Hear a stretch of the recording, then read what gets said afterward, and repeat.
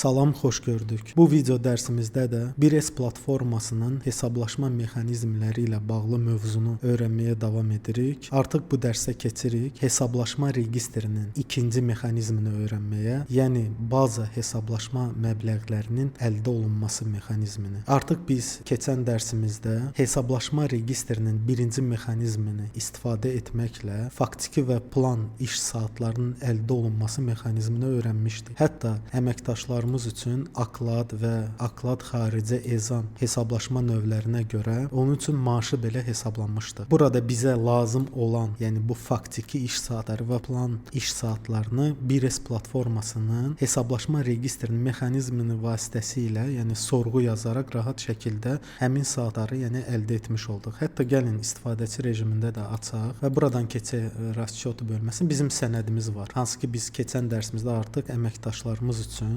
müəssisənin əməkdaşları üçün bəzi müəyyən hesablaşma növlərinə görə onlar üçün maaşları hesablanmışdı. Hətta buradan keçək hesablaşma registrinin özünü açaq. Yəni sənədin içində baxın, burada əsas hesablaşmalar bölməsinə daxil oluruq və sənədin bu hesablanma registrinə əlavə etdiyi məbləğlər burada göstərilir. Və burada da görürsüz ki, burada bizdə indi fərqli əməkdaşlarımız var. Əliyev, Hacıbaba, Manafov şamil və onlar üçün aklad üzrə, yəni faktiki, biz bilirik ki, bizim bu hesablaşma növlərimiz aklad xarici ezam bu perioda, yəni fəaliyyət dövrünə faktiki və plan iş saatlarından asılı olaraq onlar üçün müəyyən olunmuş, baxın, bu formula əsasında hesablanırdı. Və gördüyünüz kimi həmin bu əməkdaşlarımız üçün onların işlədikləri period действия üzrə, yəni qrafik, burada hətta görürsüz ki, yəni keçən dərsimizdə də qeyd etmişdik. Bunlara artıq biz onlara iş qrafikini seçmişdik, 5 günlük və yaxud da 6 günlük iş,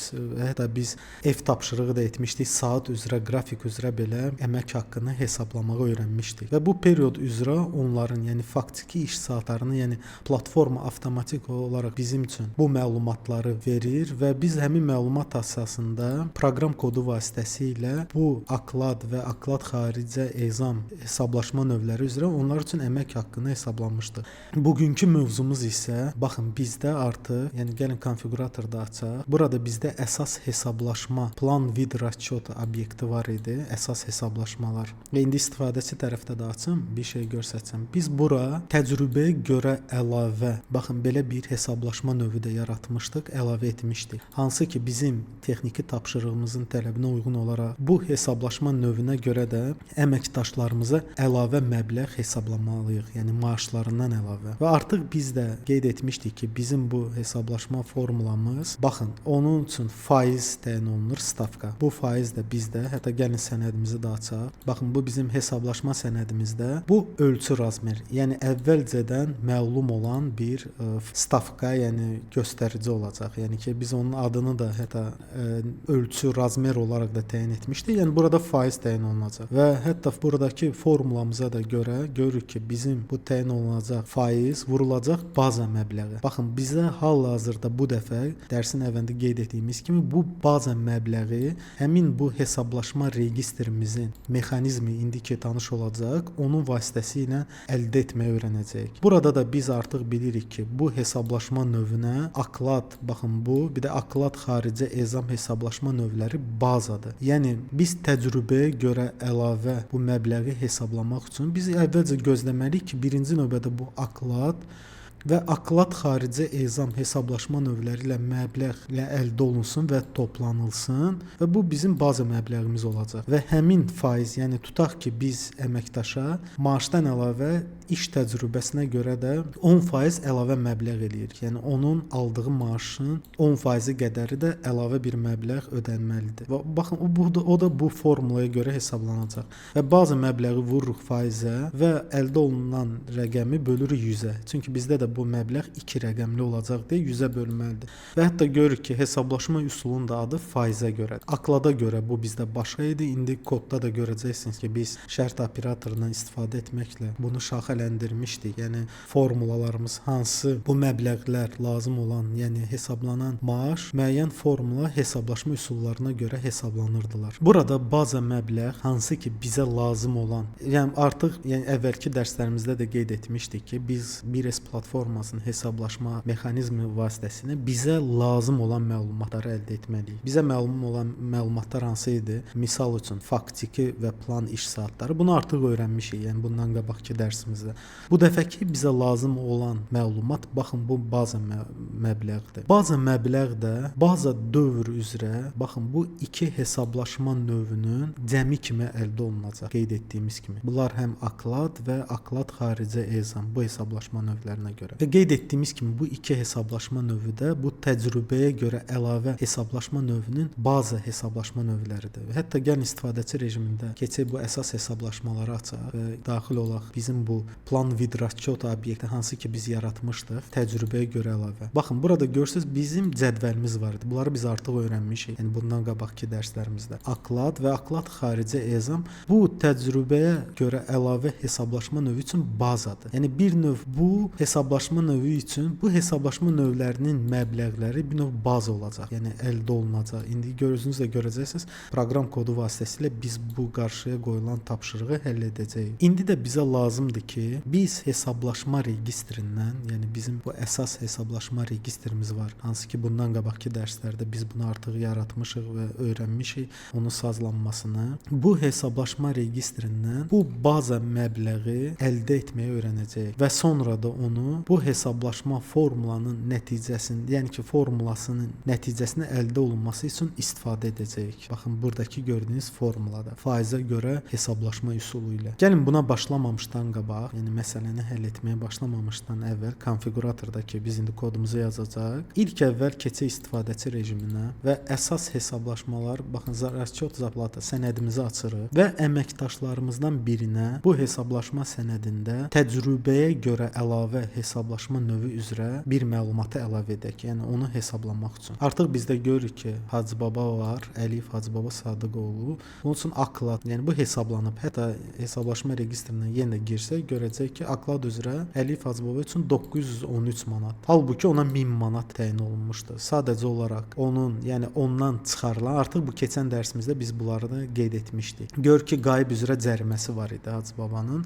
Bu səbəbdən də ondan bəzi tutulmalar olub. Bir də tam iş günlərini işləməyib. Yəni bu səbəbdən ona misal üçün tam bu məbləğ ödənməmişdi. İndi isə gəlin sənədimizdə biz həmin bu təcrübəyə görə əlavəni Hacıbabaya misal üçün hesablayaq. Bunun üçün dabavit vururuq. Buradan seçirik Əlif Hacıbabanı, vəzifəsi proqramçı. Bir də baxın bu tərəfdə 3-cü bölmədə hesablaşma növündə seçirik təcrübəyə görə əlavə.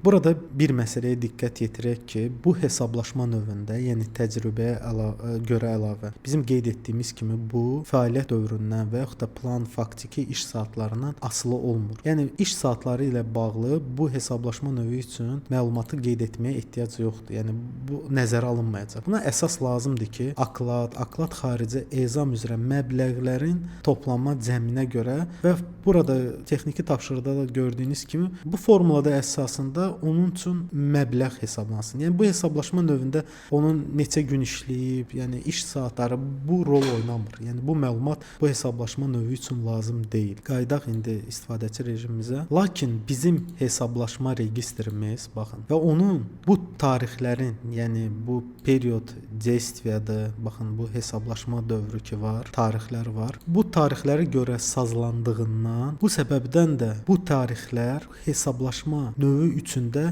istifadə edilməsə belə bu məlumatlar doldurulmalıdır. Yəni bizim bu hesablaşma registrimizin qeyd etdiyimiz kimi period действия sazlanması, yəni göstərilir. Bu səbəbdən hətta biz indi bu tarixləri doldurmasaq, baxmayaraq ki, bu təcrübəyə görə əlavədə bu saatların, bu iş vaxtının, periodun, bu tarix aralığının rolu olmasa belə registrimizin sazlamalarının səbəbi ilə xəta verəcək əgər doldurmasa. Bu səbəbdən də bu tarixləri doldurmalıyıq. Və bu səbəbdən də gəlin bu periodu eyni akladda olduğu kimi eyni tarixlə dolduraq. Yəni bizdə indi bu mövzunu öyrənərkən görürsüz ki, çox şey əllə doldururuq. Yəni biz sadəcə olaraq bu mexanizmanı, ona yanaşması, onun kodunu, məlumatların əldə olunması qaydasını öyrənirik. Bu səbəbdən də bir çox şey burada avtomatlaşdırılmayıb. Rahatçılıq o qədər olmasa da, yəni bir faktiki olaraq misal üçün biz standart bir işlək bir konfiqurasiya hazırlasaydı, bunları müəyyən qaydada avtomatlaşdırmalı olardı. İndi sadəcə olaraq biz mexanizmini öyrənirik deyə hesablaşma mexanizmini, yəni indi görürsüz məbləği hesablamalı olacaq. Bu səbəbdən də biz bu bəzi sazlamalardır, yəni müəyyən xanaların doldurmasını əllə eləyirik. Əsas bizim öyrənmək məqsədimiz bu mexanizmların işlənməsi, məlumatların əldə olunması, kodlaşdırılması. Yəni gücü buna veririk. Yəni bu səbəbdən də çox şey gördüyünüz kimi əllə də doldururuq. Və bu tarixləri sadəcə olaraq qeyd etdiyimiz kimi bizim bu hesablaşma registrimizin tələbinə, sazlamalarına uyğun olaraq məcburi şəkildə doldurmalı olur. Ancaq bunlar rol oynamayacaq. Necə ki Akladda isə bu rol oynayırdı. Bu tarixlərin qeyd olunması artıq bu haqqda bundan qabaqki dərslərimizdə, videolarda danışmışıq. Lakin baxın, bizim bu təcrübəyə görə əlavə bu hesablaşma növünə baxın. Bu baza period, yəni qeyd etdiyimiz kimi, hətta yəni çox belə dərinə getməyə də ehtiyac yoxdur. Burada qeyd etdiyimiz teoriya nəzəri baxımından qeyd edirik bu məsələləri. Görürsüz, adından da görsənir ki, baza məbləğ. Deməli, bu hesablaşma növümüz üçün bizə bu baza periodları doldurmaq lazım olacaq. Burada da bir məsələ aydındır ki, bizim bu təcrübəyə görə əlavə hesablaşma növü əməkdaşımız üçün hesablaşma ayına görə hesablanmalıdır. Deməli, biz baza periodları da hesablaşma ayına uyğun olaraq əlavə edirik. Bizdə də bu adi götürsək, yəni hansı aya görə biz bunu əməkdaş üçün hesablamalıyıq? Tutaq ki, indi yanvar ayıdır. Bu səbəbdən də biz elə bu yanvar ayını eyni qaydada bu baza üçün doldururuq. Yəni seçirik bu baza hesablaşma tarixini də doldururuq. Əgər bu doldurulmasa, bizim bu təcrübəyə görə əlavə hesablaşma növünə görə əməkdaş üçün bu əlavə məbləğ düzgün hesablanmayacaq. Bu səbəbdən də biz doldururuq ki, yəni bu baza period, bu təcrübəyə görə əlavə üçün bu hesablaşma ayının bir növ tarix, dövr sərhədləridir. Baxın, hətta bu perioda görə də əməkdaşımız üçün, tutaq ki, Əliyev Hacıbaba üçün burada baza məbləğ həm bu aklad, həm də aklad xaricə ezam üzrə əldə olunacaq və bu məbləğin təyin olunmuş, yəni bunlardan əldə olan məbləğ, baxın, təyin olunmuş bu stavka indi faiz dərəcəsi ki olacaq. Buna uyğun olaraq, bu formulaya uyğun olaraq da hesablanacaqdır. İndi keçirik digər məlumat hansı ki bizə indi lazımdır doldurmaq. Bu həmin bu faizi təyin etmək. Bizim də burada artıq sənədimizdə ölçü, razmer. Yəni biz hətta qeyd edirdik ki, bilmirdik tam ölçü qoyaq, razmer qoyaq. Yəni standart platformada bu razmer kimi təyin olunur. Biz onda adını razılaşdıq ki, ölçü qoyaq. Ancaq həmişə də bu adı çəkəndə bu ölçü sözünü razmeri də ona bərabər paralel olaraq qeyd edəcəyik. Həmin bu faiz göstəricisini də biz bu razmer xanasına yazırıq. Tutaq ki, bizdə 10% olacaq. Yəni əmək haqqının 10% qədər də iş təcrübəsinə görə ona maaş hesablanacaq. Burada qrafik xanasını da silə bilərik, yəni qeyd etməyə bilərik. Çünki o da bu qrafikdə bizim hesablaşma növümüzdə istifadə olunmur. Yəni qeyd etdiyimiz kimi bizim bu hesablaşma növümüz vaxtdan asılı deyil. Sadəcə olaraq digər hesablaşma növlərindən artıq bu haqda biz bundan qabaq ki, yenə də qeyd edirəm, dərslərimizə baxmısınızsa siz anlayırsınız da. Yəni başa düşmürsünüzsə, bundan qabaq bu məsələləri ətraflı qeyd etmişdik. Bazı hesablaşma növlərindən asılıdır. Vaxta, perioda bağlılığı yoxdur. Bu səbəbdən bunu doldurmaya da bilərik. Gəlin indi də sənədimizi keçirdək. Yəni provisti eləyək sənədimizi ki, məlumatlar bizim bu hesablaşma registrimizə düşsün. İndi buradan da keçək, yəni nəticəmizi görmək üçün baxın bu hesablaşma registri, əsas hesablaşmalar hansı ki sənədimizə bağlıdır deyə burada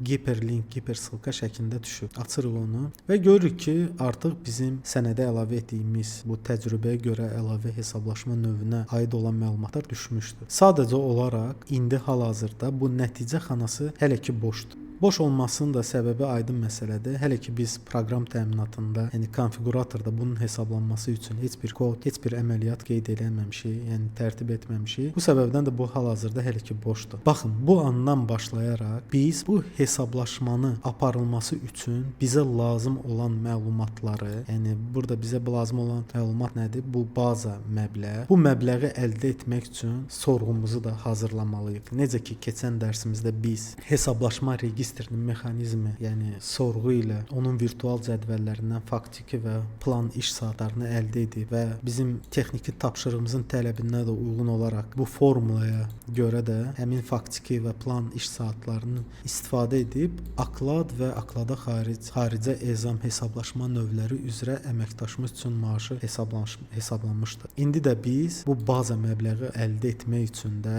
eyni qaydada biz sorğudan istifadə edərək ilk əvvəl əvvəl məlumatı necə götürəcəyik, onu öyrənəcəyik. Yəni bu ümumiyyətlə bu 1S platformasında maaşların hesablanması, hesablaşma mexanizmlərinin bu əsas iki mexanizmini bilsək, biz bu əməliyyatları həm apara bilərik, həm də mövzunu öyrənərək sizdə olan standart konfiqurasiyalarda da artıq başa düşəcəyik ki, ümumiyyətlə maaşlar necə hesablanır, iş saatları, bazı məbləğlər necə əldə olunur və hər bir hesablaşma növləri, sistemləri, onların formulları necə tərtib olunur və onlara da necə müdaxilə etmək lazımdır. Bu mövzularla yavaş-yavaş öyrənirik. Qeyd etdiyim kimi bu bizə indi lazım olan məlumatı, yəni baza məbləği əldə etmək üçün biz gərək sorğumuzu yazaq. Sorğumuzu da eyni qaydada keçən dərsimizdə olduğu kimi sorğu konsolumuzdan, yəni konsol zaprosdan istifadə edərək inşallah hazırlayacağıq. Sorğu konsolumuzu da açmaq üçün buradan keçirik servis bölməsinə və buradan konsol zapros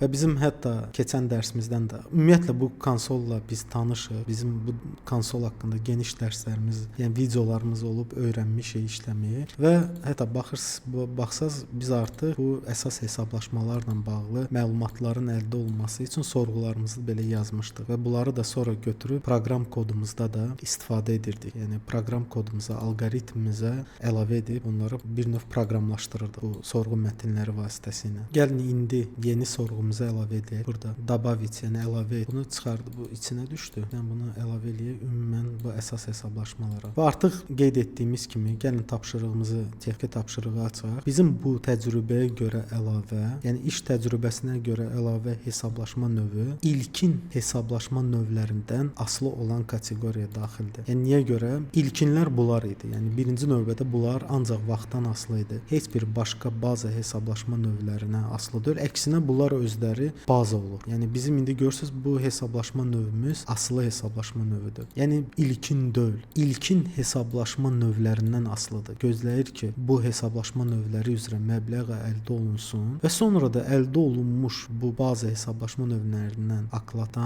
xaricə ezam əldə olunmuş məbləğlərin cəmini gözləyir. Yəni bir növ bunlardan asılıdır. Bu səbəbdən də gəlin bu sorğumuzun da adını ilkin səviyyədən asılı olanlar bu şəkildə qoyarıq. Yəni ki, bu sorğunu biz başqa digər bu iş təcrübəsinə görə əlavə kimi olan hesablaşma növləri üçün bu ola bilər. Premiya da olsun, mükafat olsun. Və indi yavaş-yavaş keçəcək. Yəni gələcəkdə də bizim başqa hesablaşma növlərimiz olacaq.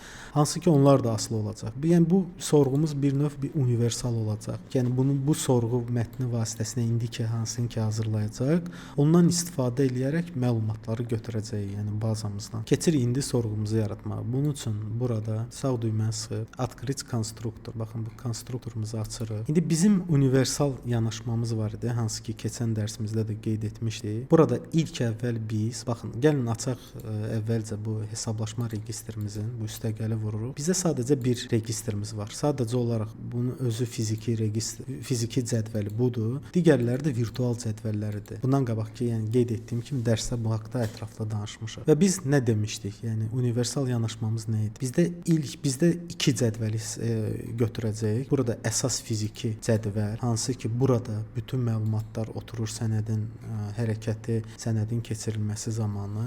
Yəni niyə görə bunu belə edirdik? Çünki bizə lazımdır ki, bütün məlumatlar düşsün. Yəni ola bilər biz virtual cədvəli tək götürsək, bəzi məlumatlar hansı əməkdaş haqqında olmasın. Bu səbəbdən də o məlumatı götürə bilməyəcək. Ancaq biz sol tərəfi götürsək, burada bütün məlumatlar gələcək. Yəni biz hansı ki indi onu artıq bilirik də sorğuda necə iki cədvəli bir-birinə birləşdirmə olur. Orada birləşmə növləri var. Sol birləşmə, tam birləşmə, yəni levi соединение, полное соединение, внутренность daxili birləşmə və sol birləşmədən. Yəni bu cədvəlimiz əsas olacaq sol tərəfdə və ikinci cədvəl sağdan ona birləşəcək. Yəni solda olan bütün məlumatlar çıxacaq. Bu bütün məlumatların qarşılığı sağda varsa onunla birləşəcək. Sağ tərəfdə isə bütün məlumatlar çıxmış olacaq bu şəkildə. Yəni bu yanaşma ilə biz cədvəllərimizi, iki cədvəli istifadə etsək. Bizə lazımdır bütün məlumatlar gəlsin. Bu səbəbdən də əsas fiziki cədvəli ilk əvvəl, yəni mütləq şəkildə götürürük. Və buradan da bizə lazımdır sətir nömrəsi. Yəni biz artıq bilirik ki, bu hesablaşma registrlərində sətir nömrələrinin xüsusi yeri var. Yəni ki, iki cədvəldə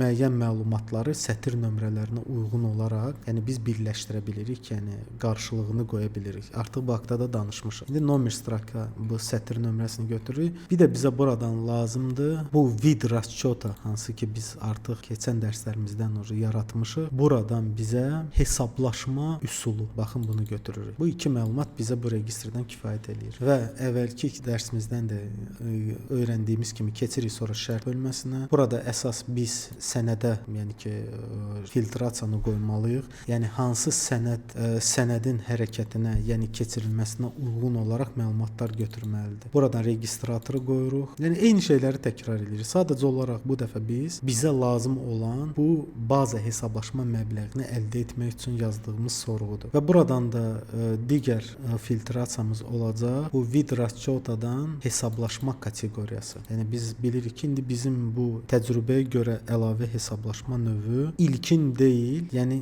digər bir ilkindən asılı olan kateqoriyalara aiddir. Yəni ki, asılıdır. Yəni bir növ bu hesablaşma növü ilkin ola bilmir ona görə ki, bu özü gözləyir ki, başqa hesablaşma növlərində, yəni maaşlı əldə olunsun, hesablansın ki, bu maaşa uyğun da faiz. Yəni məntiqlə də, yəni aydın məsələdir ki, buna bir növ məbləğ lazımdır ki, bu faizə görə də, formulasına görə hesablaşma üsulu ilə də bu məbləğin 10 tutaq kimi bizim halımızda 10% məbləğində əməkdaş üçün əlavə bir pul məbləğ hesablansın. Buradan da hesablaşma kateqoriyasını götürürük filtrasiya olaraq. Sonra bir məsələni də unutmuruq, keçirik pariyada, yəni bu sıralanmaya və sətr nömrələrinin nomer strakanı artıma doğru по возрастанию bir növ bu üsulla. Burada bizdə var по убыванию azdan çoxa, bir də çoxdan aza. Biz də azdan çoxa qoyuruq artım şəklində по возрастанию. Bu bizim əsas fiziki cədvəldən məlumatları əldə etmək üçün bu etdiyimiz sazlamalardan sonra keçirik indi baza məbləğlərinin, yəni baza hesablaşma məbləğlərinin cədvəlləri ilə məşğul olmağa. Yəni gördüyünüz kimi bizdə burada virtual cədvəllərimizin içərisində əsas hesablaşmalar, baxın baza əsas hesablaşmalar. Baxın bu cədvəllə indi məşğul olacaq. Lakin buna keçməmişdən qabaq indi bizə yenə də bu məsələ barədə daha ətraflı müzakirəmiz olacaq. Yəni ki, hər şey başa düşək. Nə edirik? Yəni hansı sazlamanı niyə görə edirik? Hansı cədvəli, hansı səbəbə görə seçirik? Yəni bunları aydınlaşdırmaq üçün müəyyən məsələləri indi müzakirə etməliyik. Baxın, hesablaşma registrində indi bizdə sadəcə bir hesablaşma registrimiz var. Bu da əsas hesablaşmalardır. Virtual, baxın, bu baza hesablaşmalar ki indi qeyd etdik. Bu baza hesablaşmalar cədvəllərinin sayı indi görürsünüz burada bir dənədir. Onun sahib olduğu, yəni əsas hesablaşma registrimizin sahib olduğu baza hesablaşma registrlərinin sayı qədər olur. Qeyd etdiyimiz kimi indi bizim bu əsas hesablaşma registrimizdə sadəcə bir baza hesablaşma, yəni ki bir baza registr var və bütün baza hesablaşma növləri də hal-hazırda onun özündə yerləşir. İndi konfiquratorda da indi göstərəcəm sizə. Yəni qeyd etdiyimiz kimi bu səbəbdən də bizim hal-hazırda sadəcə bir baza cədvəlimiz var.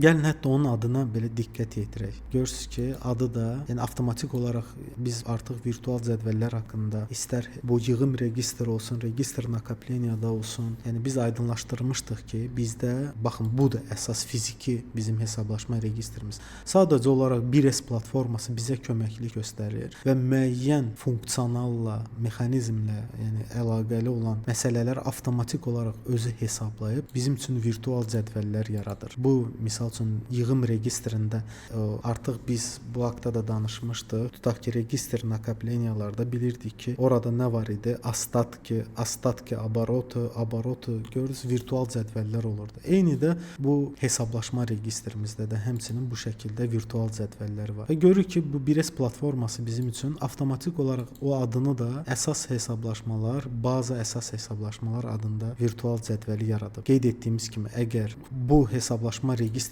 çoxlu baza hesablaşma registrləri olsaydı, digər başqa, o zaman bunun sayı çox ola bilərdi. Gəlin hətta indi keçək konfiquratorumuza və baxın, bu bizim həmin əsas hesablaşmalar, plan vid расчет obyektimiz idi. Və onun keçirik расчета bölməsinə artıq biz bu sazlamaları etmişdik və görürsünüz ki, burada sadəcə bir baza plan vid расчета, onun üçün hesablaşması registri, yəni hesablaşma plan vid расчет obyekti var. Yəni burada indi gələcəkdə biz digərlərini də mükafat üçün, tutulmalar üçün yaradacaq. O zaman görəcəksin ki, burada siyahımız çox olacaq və biz sadəcə birini seçmişdik. Və bu səbəbdən də bizim həmin baxın bu yenidən qayıdaq bizim sorğu konsolumuza. Görürük ki, sadəcə bir baza hesablaşmalar bu registrinə virtual cədvəl var. Əgər indi burada bizdə çoxlu plan vid расчет obyekti olsaydı, onların sayı da burada olan baza hesablaşma registrlərinin sayına uyğun olaraq artacaqdı. Yəni hətta onun adına diqqət edək. Görürsüz burada nə yazılır? Əsas hesablaşmalar. Hətta indi virtual cədvəlimizə də baxsaq, görəcəyik ki, əvvəlinə görürsüz baza adına fikir verin, sonluq kimi əsas hesablaşmalar. Burada ola bilərdi baza, mükafat. Misal mükafat üçün bu olacaqdı. Mükafatın özü üçün olacaqdı. Yəni qeyd etdiyimiz kimi indi hal-hazırda bizdə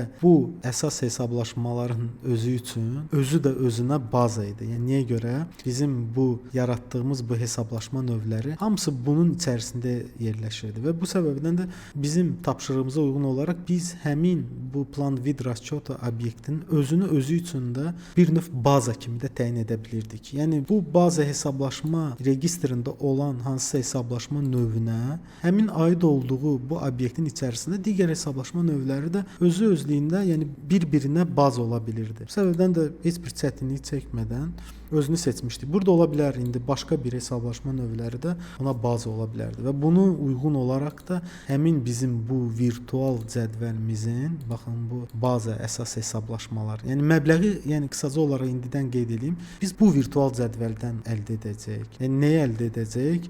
Bizim bu texniki tapşırığımızda bu formula üçün lazım olan bu məlumatı həmin o virtual cədvəldən qısa konkret olaraq belə qeyd etmək olar. İndi gəlin indi keçək tezdən bizim bu sorğu konsolumuza və məsələni həll etməyə davam edək. İlk əvvəl gəlin bu əsas hesablaşmalar, bu virtual cədvəli, baza əsas hesablaşmaları da əlavə eləyək. İlk əvvəl gəlin onun xanaların tərkibinə baxaq. Və buradan görürük ki, onun xanaların tərkibi də əvvəlindən başlayaraq eyni görürsüz bizim bu fiziki cədvəlimizi təkrarlayır. Ta ki iş qrafikina kimi. Və sadəcə olaraq fərq nədir? Onun əlavə xanaları var. Baxın, nəticə baza. Hansı ki bizə baxın bu lazım olacaq. Bu nəticə bazada bu hesablaşma registrimizin mexanizmi, yəni bu virtual cədvəli biz indi onu sazlayacaq ki, bizə bu əsas nəticəni versin. Yəni ki, bu bizim texniki tapşırığımıza uyğun olaraq bu iki baza hesablaşma növünün məbləğini hesablayıb bizə qaytarsın. Baxın, bu virtual cədvəlimizin bu əsas xanası. Gəlin hələ ki onu seçməyə tələsməyək, əlavə etməyək. Yəni bizim bu seçim cədvəlimizdə. Əgər indi burada fikir verirsinizsə,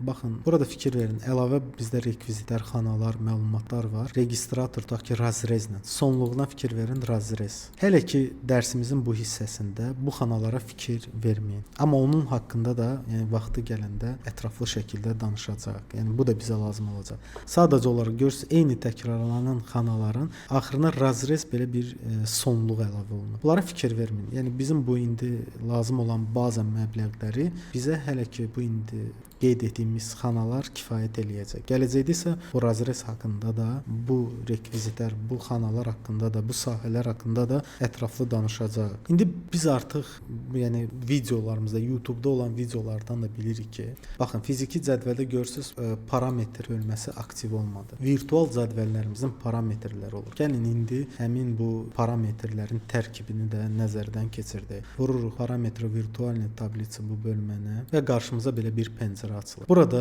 bizim artıq digər registrlərdən də gördüyümüz kimi uslovia bölməsi var. Gəlin ilk əvvəl də ondan başlayaq sazlamanı. Yəni bu virtual cədvəlimizə filtrasiyasını, seçimlərini bu parametrdən, yəni uslovia hissəsindən başlayaq. İlk əvvəl bu 3 düymənin üzərinə vururuq. İlk əvvəl bundan qabaq fiziki cədvəldə də filtrasiyanı verərkən birinci növbədə bu registratora görə, yəni sənədə görə təyin eləyək ki, yəni bizim çoxlu maaşın hesablaşma sənədlərimiz olacaq. Lakin biz filtrasiyanı qoymalıyıq ki, hər sənəd keçirildiyi zaman aid olduğu, yəni hərəkət eləyən, keçirilən sənədə uyğun olaraq məlumatlar yəni təyin olunsun. Bu səbəbdən bərabərdir. İlk əvvəl bu uslovia, yəni şərt bölməsində ampersantı da unutmuruq, bu parametri yəni təyin edirik.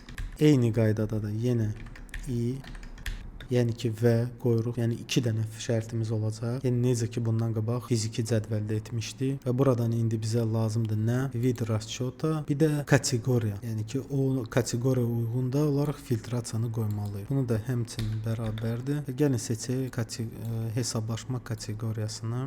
Ampersantı da unutmuruq çünki bu parametrdir. Onu qoymalıyıq.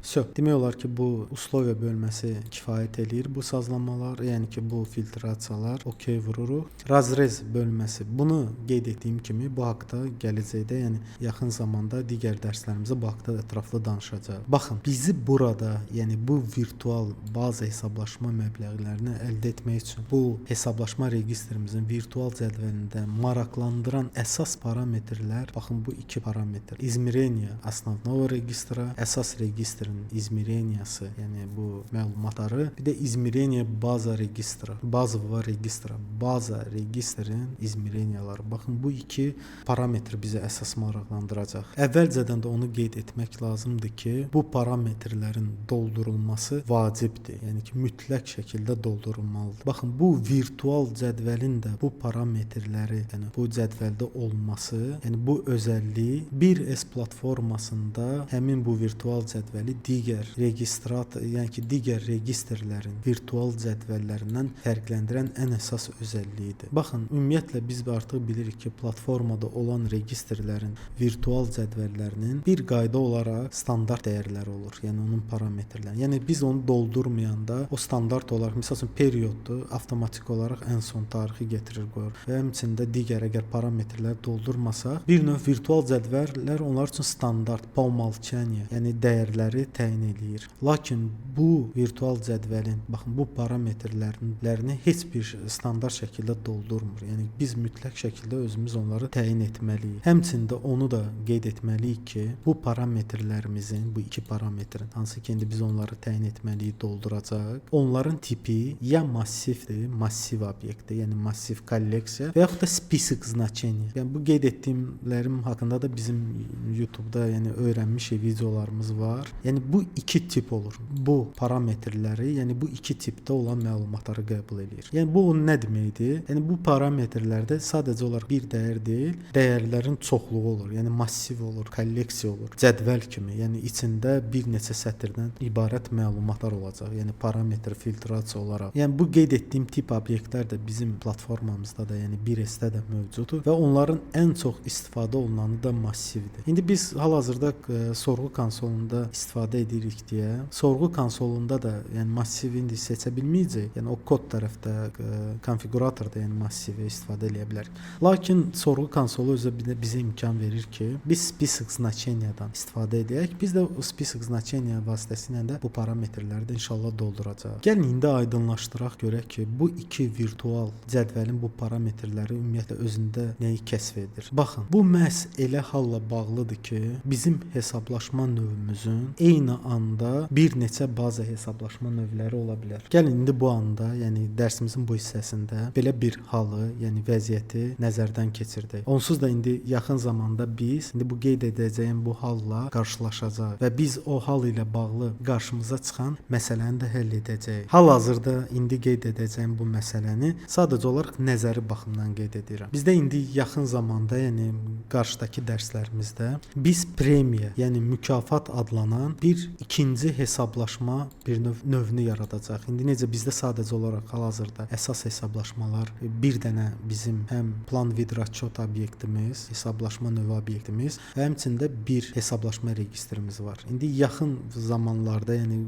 bundan sonraki dərslərimizdə biz ikinci hesablaşma registrini yaradacaq və adını da yəni indidən qeyd edeyim, premiya mükafat qoyacaq. Həmin o hesablaşma registrimizdə həm özünün aid olduğu bu plan, tutaq ki, indi yaradacaq onun üçün plan vid расчет obyektinə görə öz baza hesablaşma növü və həmçinin də bizim bu indi hal-hazırdakı əsas hesablaşmalarımız həmin o yaradacağımız digər premiya hesablaşma növü üçün baza hesablaşma növü olacaq. Yəni artıq biz indi premiyanı yaradanda orada 2 dənə olacaq və həm bu əsas hesablaşmalar onun üçün tutaq ki, baz olacaq, həm də özü də özünə, yəni 2 dənə bir növ seçilmiş burada hesablaşma növü növləri olacaq onun siyahısında. İndi gələcək dərslərimizdə biz artıq ona da keçəcəyik. O zaman daha sadəcə olaraq indi nəzəri baxımdan bu məsələni qeyd edirəm. Yəni bizim bu parametrləri, yəni ki, niyə görə? Görürsüz burada основной registr burada измерение основного registra burada hansıdır? Yəni bunun özü, bir də ona olan baza, baxın bu izmireniyalar. Bir növ onların indi parametrləridir. İndi bunu aydınlaşdırmaq üçün biz bu məsələni, bu misalı qeyd edirik. Yəni hal-hazırda onu nəzəri baxımından, yəni ki, qeyd edirik. Gələcəkdə isə biz bu məsələni də həll edəcəyik. Yəni ikinci hesablaşma registrimizi də yaradacağıq. Yəni qeyd etdiyimiz kimi həmin bu yaradacağımız premiya mükafat üçün həm onun özünə baz olacaq və həmçində bizim hal-hazırda bu əsas hesablaşmalar, bu hesablaşma misal üçün plan vid расчет obyekti də və onun registrləri də ona baza hesablaşma növü olacaq. Gəlin indi keçək bizim slaydımıza və burada belə bir qeyd etdiyimiz halı nəzərdən keçirdək. Bunun üçün açırıq slaydımızı. Bu bizim, yəni bir növ indi qeyd etdiyim kimi gələcəkdə, yəni bundan sonrakı dərslərdə yaradacağımız hesablaşma registrimiz mükafat registrinin, baxın bir növ cədvəli də onun hesablanması üçün. Biz bu registrdə aylıq mükafat hesablaşma növü üzrə hesablamanı aparacağıq. Baxın bu aylıq mükafat olacaq. Həmin yaradacağımız hesablaşma növünün adıdır. Bu registrin özü də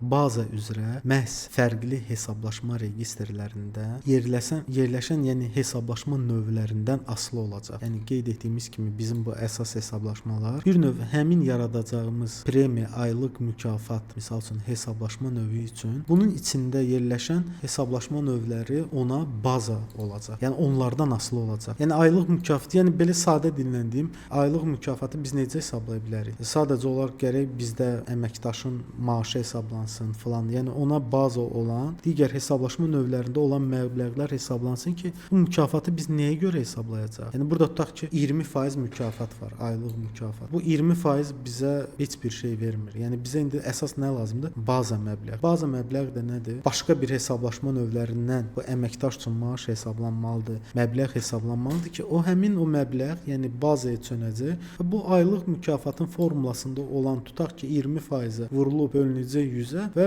aylıq mükafat işçi üçün hesablanacaq. Yəni bunu qeyd edirəm ki, yəni bu baza aylıq mükafat, premiya, yəni bunu da indi yaxın gələcəkdə biz praktik olaraq yaradacaq və əməkdaşlarımız üçün hesablayacaq. Sadəcə olaraq indi nəzəri baxımdan mövzunu başa düşmək üçün əvvəlcədən bunu qeyd edirik.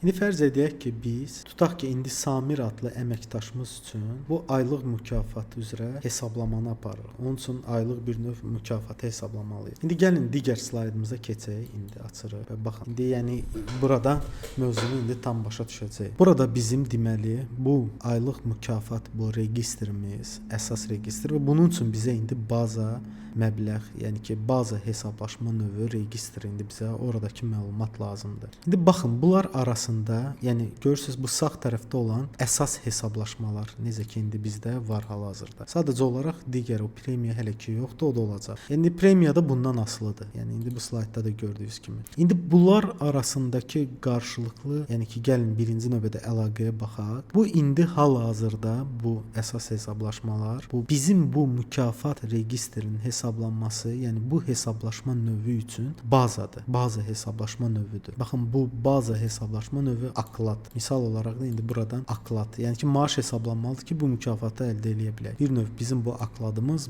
bu aylıq mükafat hesablaşma növü üçün baza hesablaşma növüdür. Və indi də aydın məsələdir ki burada olan baza hesablaşma növləri üzrə alınan məbləğlər, yəni burada indi aklad ola bilər, aklad ezamiyyət ola bilər, ikinci də ola bilər. Yəni bu hesablaşma növü üçün baza əsası olan və bunların məbləğləri toplanmalıdır. Yəni əməkdaşımız üçün aklad hesablaşma növünün bütün nəticələri əldə edilməli və cəmlənməlidir. Baxın, indi bunlar arasındakı qarşılıqlı əlaqə, yəni biz indi bu əməkdaş Samir üçün bu baza hesablaşma növlərindən, yəni akladan buna uyğun olan məlumatları biz nə şəkildə götürəcəyik? Baxın, bu indi bizim bu slaydımızda bu məsələ indi qeyd olunur.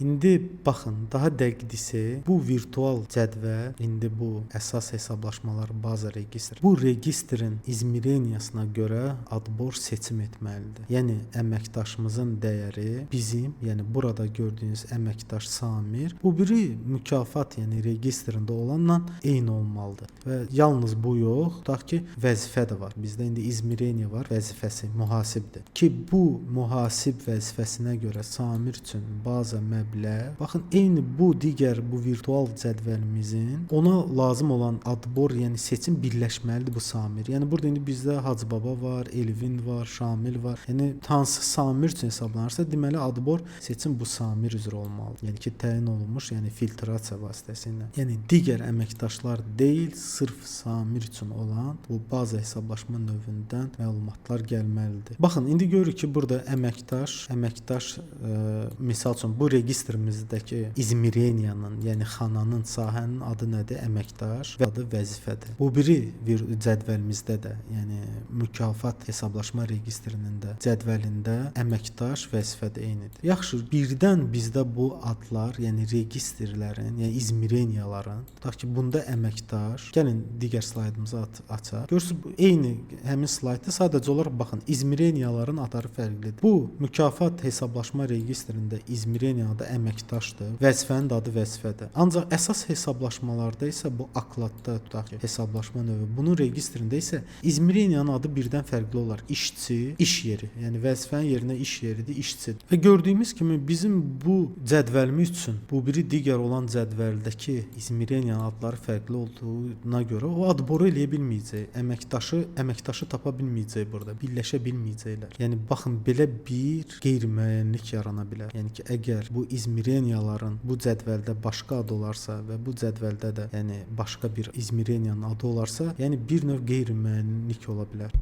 Yəni ki, bu məlumatların adlarının, yəni izmireniyaların adlarının fərqli olması ilə əlaqədar olaraq virtual cədvəl, baza hesablaşma cədvəlində olan məlumatları biz hansı şəkildə tutaq ki, əməkdaş, işçi rekvizitinin onun qarşılığını qoymalıyıq və yaxud da vəzifə məlumatının qarşısına bizim virtual cədvəlimizdə iş yeri, baxın bu izmireniyanın adı ilə necə təyin edə bilərik? Bunun üçün virtual cədvəlin yaranması zamanı biz bu cədvəlin sahib olan fiziki cədvəlinin, yəni bizdə indi fiziki cədvəl tutaq ki, budur. Yəni ki, biz nə üçün bu bazanı hesablayırıq? Bu premiya mükafat registri üçün. Həmin bu fiziki cədvəlin izmireniyalarının və baza hesablaşma növünün, baxın bu izmireniyalarının rekvizitlərinin, onların adlarını təyin etməliyik. Baxın, bunun üçün də məhz baxın belə bir halın qarşısına almaq üçün bizim bu virtual cədvəlimizin gəlin qaydaq bu iki parametri mövcuddur. Yəni birinci parametrdə biz əsas fiziki cədvəlin izmireniyalarının adlarını, misal üçün bizdə nə idi? Tutaq ki, əməkdaş, digər rekvizitin adı da izmireniya adı vəzifə. İkinci bu parametrdə isə baza, yəni virtual cədvəldə olan izmireniyanın adlarını müəyyənləşdiririk. Hətta baxın, görürsüz burada vəzifədir. Ola bilərdi ki, bizdə indi əsas, yəni ki, cədvəlimizdə bu izmireniyanın adı əməkdaş deyil. İndi bizim bəxtimiz getirib adlarını eyni qoymuşuq. İşçi ola bilərdi, vəzifə, məsələn, iş yeri ola bilərdi. Yəni fərqli ola bilərdi. Həmin bu virtual cədvəlimizin bu iki parametri ilə biz həmin bu iki cədvəl arasında olan bu xanaların, sahələrin adlarını biz əyani şəkildə göstəririk. Yəni siyahı olaraq veririk ki, bax buradakı bu adlardır. Onun qarşılığı isə bax buradakı adlardır. Baxın, bu virtual cədvəl bu parametrlərin də sırf baxın bu məsələni həll etmək üçündür, qeyd etdiyimiz kimi.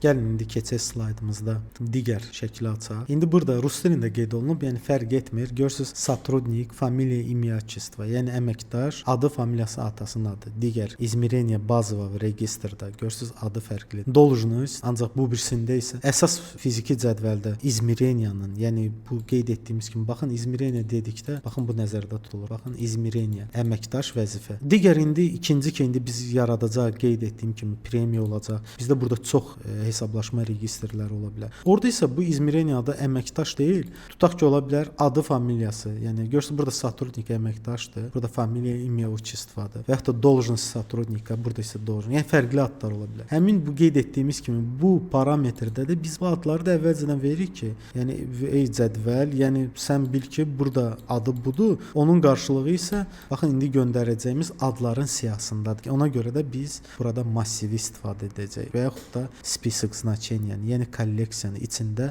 bir neçə yəni məlumatla, yəni bir növ əsas izmireniya основного регистра, onun izmireniyalarının kanal, əsas məlumat kanallarının adlarını, bir də bazanın kanallarının adlarını müəyyənləşdirəcək ki, vəzifənin qarşılığı bu tərəfdə misal üçün iş yeridir. Сотрудник, əməkdaşın burada qarşılığı adı, familiyası və yaxud da işçidir. Baxın bu şəkildə. Bir növ iki məlumatın, rekvizitin, sahənin, xananın adlarını bu parametrlə göndərəcək. Yəni asandır. Yəni burada da məsələn, yəni bu bizi bunu etməklə biz yarana biləcək qeyri-müəyyənlik, xətanın, yəni düzgün hesablanmamağının qarşısını ala biləcəyik. Baxın, həmin bu parametrlər bu eyni sayda elementlərə malik iki massiv, tutaq ki, 2 dənə massivdir. Görürsüz? 2 dənə bunun element var, izmireniyamız var. İndi çox da ola bilər. Yəni eynisi olacaq. Burada сотрудник, görürsüz? Burada familiya, imya. Bu birisi üçün massiv bir massivdir. Bu biri ikinci parametrimiz üçünsə, baxın bu birinci parametr üçün bir massiv olacaq. Bunun üçün də bir massiv. İçində də adlardır, sadə şəkildə. Yəni adlar da nədir?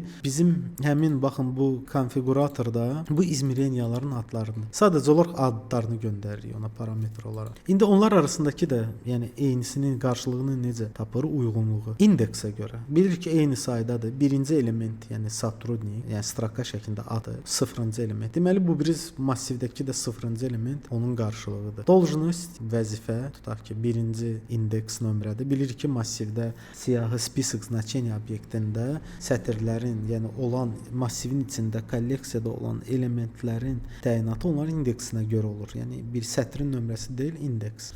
Baxın, должность сотрудника. Yəni fərqli adla bilinir ki, yəni bu должностun qarşılığı 1, bu birinci elementdir. İndeksə görə yəni bir qayda olaraq təyin olunur. Yəni birinci massivdə olan sıfırıncı element ikinci digər parametrin massivində olan sıfırıncı elementə bərabərdir. Həmçinin də birinci massivin birinci, yəni ki, indeks nömrəli elementi digər parametrin, yəni baza, misal üçün bizim indi halımızda baza virtual cədvəlinin parametrindəki massivin birinci, yəni ki, indeksli elementinə bərabər olur. Baxın, biz bu şəkildə də həmin bu qeyri-müəyyənliyi həll edəcəyik. Yəni düzgün qaydada bir növ izmireniyaları, yəni məlumatları, kanalları bir-birinə uyğunlaşdıraraq bu cədvəl üçün, virtual cədvəl üçün lazım olan baza virtual cədvəldən baza məbləği əldə edib hər bir əməkdaş üçün onun vəzifəsinə uyğun olaraq məbləğləri, yəni əldə etmiş olacaq. Burada bir daha da qeyd etmək istəyərdim ki, bu parametrlərin doldurulması vacibdir. Çünki bununla bağlı müəyyən təcrübələr aparıb, yəni doldurmaya da bilərsiniz. Yəni belə okey vurub keçə də bilərsiniz üzərinə. Ancaq 1S platformasında da yəni müəyyən təcrübə göstərir ki, yəni praktika onu göstərir ki, onların doldurulmaması səbəbilə hesablaşmaların aparılmasında böyük xətalar baş verir. Yəni bu səbəbdən də bu adları da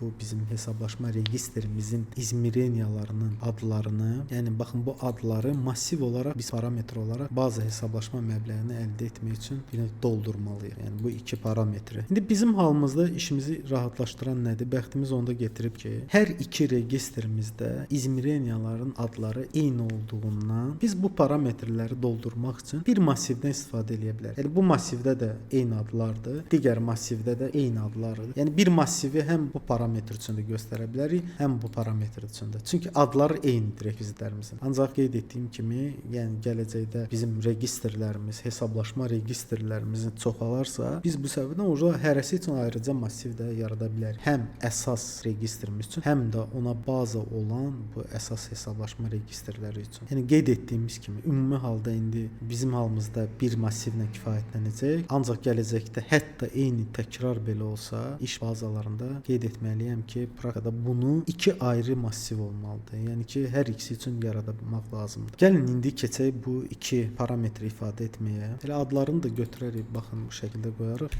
Burada yenə də ampersand. Azərbaycan dilində də qoyarıq adlarını. Əsas hesablaşmaların xanaları bu şəkildə qoyaq, aydın olsun. İndi izmireniyaları yazmıram, rus dilində olacaq. Kopyalayaq, bura qoyaq. Bir də baza belə eləyərik. Əsas hesablaşmaların yox, əsas registrin qoyaq adını. Daha doğru olsun. Yəni əsas registr bizdə nədir? Bu əsas hesablaşmalar. Baza nə idi? Bu digəri. Bir də bunu da qoyarıq ki, baza registrin, yəni baza, yəni ki bizdə indi bizim halımızda bu ikinci, yəni ki baza əsas hesablaşmalı virtual cədvəli. Baza registrin Ancaq qeyd etdiyim kimi gələcəkdə ola bilər ki, bizdə bazı hesablaşmalar, yəni ki, sayı çox ola bilər. Bu zaman bunun da sayı dərsin əvvəlində qeyd etdiyimiz kimi bu virtual cədvəllərin də sayı çoxala bilər.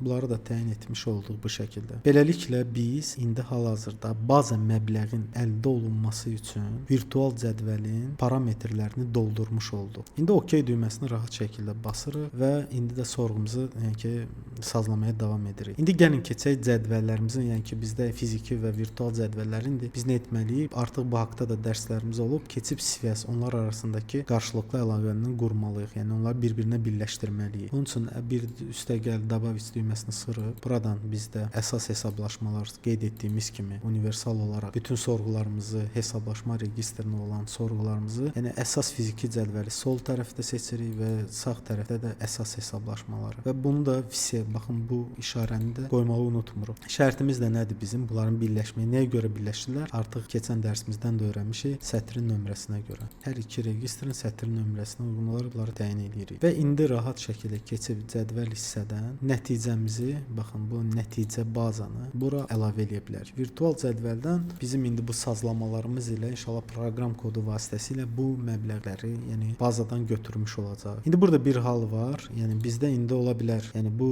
birləşmə iləndir deyə sağ tərəfdən. Ola bilər ki, bu tərəfdən məlumat gəlməsin bu cədvəldən və null ola bilər. Yəni ki, heç bir məlumat olmaya bilər və xətamız olmasın deyə gəlin özümüzü sığortalayaq.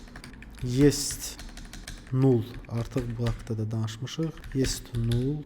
Əgər burada null varsa, bu o deməkdir. Yəni bu məbləğdə əgər heç bir məlumat gəlməsə sağ cədvəlimizdən bu nəticə ilə bağlı, bu səbəbdən biz vergül sıfıra bərabər edirik. Yəni sıfır gəlsin ən azından. İndi adı da yəqin ki dəyişildi. Gəlin adını da burada təyin edək. Adını da Azərbaycan dilində qoyarıq. Baza məbləğ.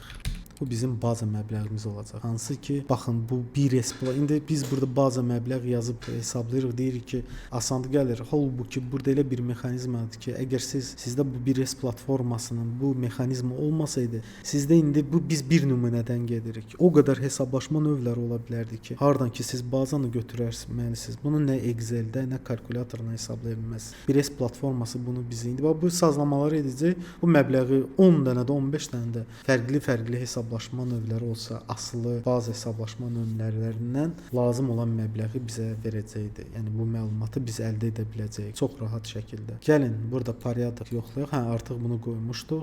Hal-hazırda demək olar ki, baza hesablaşma məbləğlərinin əldə olunması üçün sorğumuz hazırdır. Yəni həm də qeyd etdiyimiz kimi burada sadəcə olaraq bizim indi baxın bir hesablaşma, bu əsas hesablaşma registrimiz üzrə oldu və bu registr özü də özünə bir növ baza oldu. Yəni qeyd etdiyim kimi gələcəkdə bizdə indi premiya olacaq, mükafatla bağlı ayrıca hesablaşma registri yaradacaq. O zaman görəcəksiniz ki, həm də bu bazı əsas hesablaşmaların da virtual cədvəlimizin də sayı, yəni ki, çoxalacaqdır. Gəlin indi OK vuraq. Sorğumuz artıq. Sorğu mətnimiz gördünüz? Yəni qısa bir dənə sorğu mətni. Düzdür, indi çox danışdım. Yəni bu bir öyrənmək üçün öz-özümüzə izah edirik. Yəni ancaq belə baxsaz 5 dəqiqə siz bunu girib tap rahat yarada bilərdiniz. İndi qaldı bizim burada sorğumuzun parametrlər ki təyin etmişdik. Gəlin burada zaполnить vururuq. Bu bizim parametrlərimiz vardı ki, onları doldurmalıyıq. İndi birinci parametrimiz nədir? Bizdə hansı ki 2 dənə o əsas parametr ki var idi bu virtual cədvəlimizdə,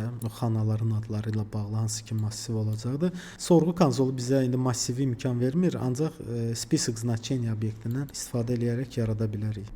Bunun üçün baxın значение bölməsinə vururuq. Üzr istəyirəm, bunu söndürək bircə dəqiqə. Baxın, burada açılır.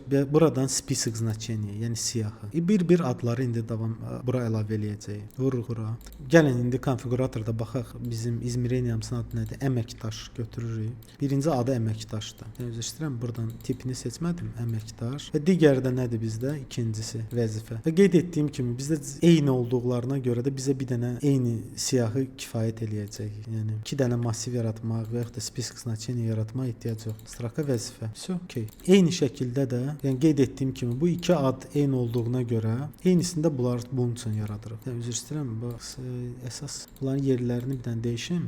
Bu baza registrin izmireniyanların adlarını təyin etdik. İndi isə bu birisi üçün, yəni əsas hesablaşma, məsələn, əsas registrimizin xanalarının, yəni izmireniyaların adlarını da təyin edirik. Bunu birinci söndürməliyik ki, açılsın. Yəni tipi seçək, spисок значения добавить. Buradan seçirik stroka, vəzifə, bir də nə idi? Əməkdaş добавить edirik. Üzr istəyirəm, burada ardıcıl qoyaq hər ehtimala qarşı. Birinci əməkdaş, İkincisini də əlavə edək. Bunun da tipi strokada addır. Yəni ki, baxın bunun adını yazır. Əməkdaş vəzifə və OK düyməsini basırıq. Bu da hazır. Qaldı bizdə kateqoriya. Biz indi ilkin deyil, çünki biz nə edirdik? Birincidən asılı olan. Çünki bizdə artıq bir saniyə tapşırığımızdan da görsənir ki, bu təcrübəyə görə əlavə ikinci, yəni ki, etap hesablanır. Çünki birinci ilkinlər bunlardır. Məbləğ əldə olunur. Sonrası bu məbləğlər əsasında, yəni baza məbləğ əsasında bu birincidən asılıdır deyə bir ilkindən asılı olanlar. Biz artıq bunları yaratmışdıq əvvəlki dərslərimizdə. Seçirik birinci dərəcədən asılı olanlar. Və burada da indi sənədimizi də seçə bilərik. Yəni digər filtr olaraq. Gəlin nəticəni yoxlamaq üçün zaprosumuzu, sorğumuzu icra eləyək. Görək heç bir xəta baş verməsin.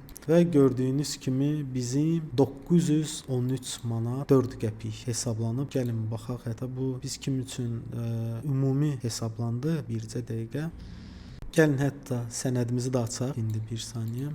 Sənədimizin içində də baxaq. Keçək əsas hesablaşmalara. Aha, gördüyünüz kimi indi hal-hazırda Hacı Baba biz indi təcrübəyə görə əlavəni kim üçün hesabladıq? 6-cı sətr nömrəni də düşmüşdü. Gəlin hətta açaq konsolumuzun nəticəsini. Görürük 9-cu sətrin nömrəsini faizə görə 913 manat 4 qəpik. Düpərəndüz. Yəni hal-hazırda bircə saniyə. Sənədimizdən də sənədimizi açaq. Baxın bu registrimizdə də hesablaşma registrində də görürük ki, Hacı Baba üçün aklad üzrə, yəni bir dənə aklad var. Aklad xarici ezam da hətta yoxdur. Olsaydı, yəni məbləğ yenə də fərqli ola bilərdi. Yəni baza hesablaşma registrimizdə, yəni aklad hesablaşma növünü gördüyünüz kimi bizim bu baza hesablaşma məbləği əldə olunmuş oldu. İndi bizdə sadədir deyə hər şey belə dəqiqliklə görsənir. Ancaq mürəkkəb olsaydı fərqli bir məbləğlərin də yəni ki əldə olunmasını görə bilərdik. Yəni 913 manat 4 qəpik özü əldə etdi. Yəni bu dəqiqə hal-hazırda Hacı Baba üçün bunu görürsüz ki, yəni gəlin qaydaq sənədimizə və görürsüz ki, ancaq Hacı Baba üçün təcrübəyə görə əlavə var və 10% də indi təyin etmiş. İndi proqram kodunda da o formulaya görə əldə olunmuş bu baza məbləğə görə də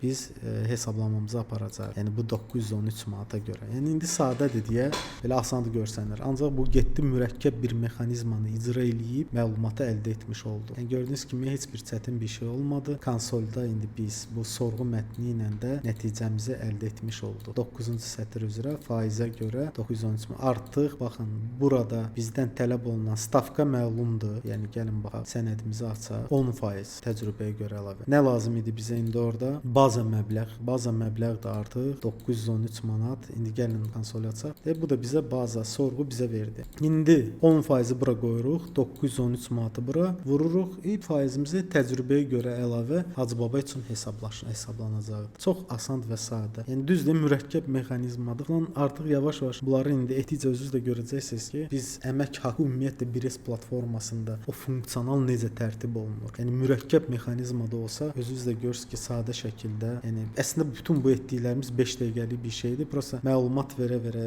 özümüz öyrənə-öyrənə gedirik deyə belə vaxt aparır. Yoxsa ki, yəni çox sadədir. Sorğu mətnimizdə balaca mətndir. Proqram kodunda da istifadə edib bunu maaşı sənəddə də bu hansı ki qeyd etmişik görürsüz. Baxın, keçək bura görürsüz nəticə ilə yoxdur. İndi bu nəticəni biz hesablayıb otuzduracaq və məlumatımız da bu hesablaşma registrində maaş hesablanacaq və gələcəkdə də hesabat hazırlamaq üçün bu hesablaşma registrində olan məlumatlarla biz hesabatımızı da çıxarda biləcəyik. Gəlin indi bu sorğuda əldə etdiyimiz bu nəticəni reallaşdırmaq üçün keçək proqramlaşdırmaya, dərsimizin ən maraqlı, ən əsas hissəsinə. İndi bu konsolda yazdığımız bu mətni kopyalayırıq və hətta konsolu da saxlanıc eləməyi, yəni yaddaşa verməyi unutmayın. Çünki bu sorğular sizə də lazım olacaq gələcəkdə də. Görürsüz, artıq 3 dənə də əlavə bizim sorğu mətnlərimiz də oldu. Yəni universaldır. Bu sorğu mətni siz istənilən maaş hesablanması ilə bağlı bu tapşırıqlarda rahat şəkildə məlumatı əldə etmək üçün baza hesablaşma məbləğini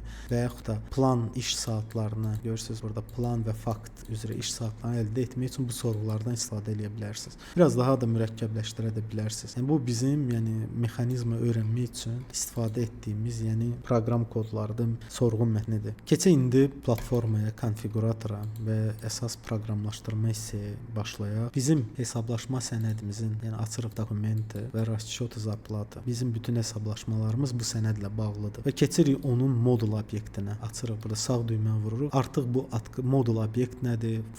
Modul forma nədir? Biz bütün bu haqqda videoda, YouTube-da videolarımız var. Yəni əgər baxmamısınızsa baxa bilərsiniz. Bütün bu obyektlər haqqında biz artıq tanışıq. İndi sadəcə olaraq bu yeni mövzularımızda bu hesablaşma mexanizmi ilə bağlı bu registr расчёт obyektini bir növ öyrənirik. Ancaq bundan qabaq bu yığım registrləri idi, registr сведения, məlumat registrləri ilə bağlı bizim spravочникlarla, konstantalarla bağlı YouTube-da videolarımız var. Yəni geniş belə hardasa 80 neçə dənə dərsimiz var. İndi keçirik bu obyekt, modul obyektə hesablaşma sənədini. Artıq bizim keçən dərslərimizdən daha doğrusu yazdığımız proqram kodlarımızda qalır. İndi sadəcə olaraq biz bunu əlavələrlə tamamlayacağıq ki, bazı hesablaşma məbləğinin əldə olunması ilə məsələ ilə bu əməkdaşımıza bu təcrübəyə görə əlavə hesablaşma növü üzrə maaş hesablayacaq. Yəni əlavə məbləği maaş üçün hesablamış olacaq. İndi burada aydınlaşdıraq görək ki, biz bu sorğu mətnini proqram kodumuzun hansı hissəsində icra etməliyik. Əlbəttə ki, aydındır ki, bizə buradan sorğumuzu əsas hesablaşmaların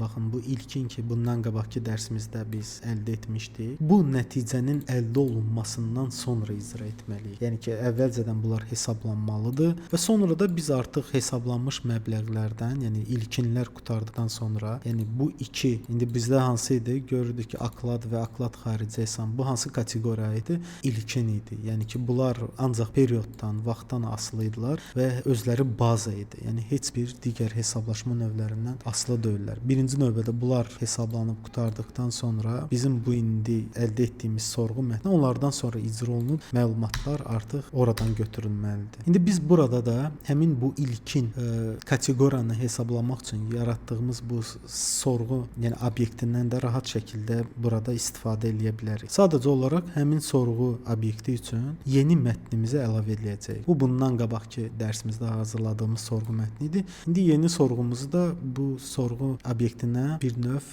mətnə əlavə edib həmin obyektdən də istifadə edəcəyik universal şəkildə. Baxın, burada xatırlayaq ki, biz bu sorğu obyektimiz üçün parametr, bu registrator olaraq ссылкanı istifadə etmişdik artıq. Yəni bundan qabaqki dərsimizdə. İndi bu parametr bizim əlavə edəcəyimiz bütün sorğular üçün də təyin olunmuş olacaq. Bir sözlə, yəni ki, bu sorğuda artıq bu parametr olaraq təyin olunmuşdur. Gəlin hətta bura bir şərh də əlavə eləyək. Şərhdə də qeyd eləyək ki, bütün sorğular üçün, yəni ki, obyekt olaraq bu parametr artıq bir dəfə yazıldı, kifayət edəcək. Yəni biz indi bu obyektin yaratmışıq da новый запрос. Sadəcə olaraq mətnini yeni mətnimizlə əlavə edəcəyik. İndi bundan sonra yazacağımız koda. Bu bütün sorğular üçün, bu sorğular üçün də yazaq, vəsə kifayət eləyir. İndi keçək bu yeni sorğu mətnimizi proqram kodumuzla ifadə etməyə. İndi burada biz yazırıq sorğu, eyni obyekti götürürük.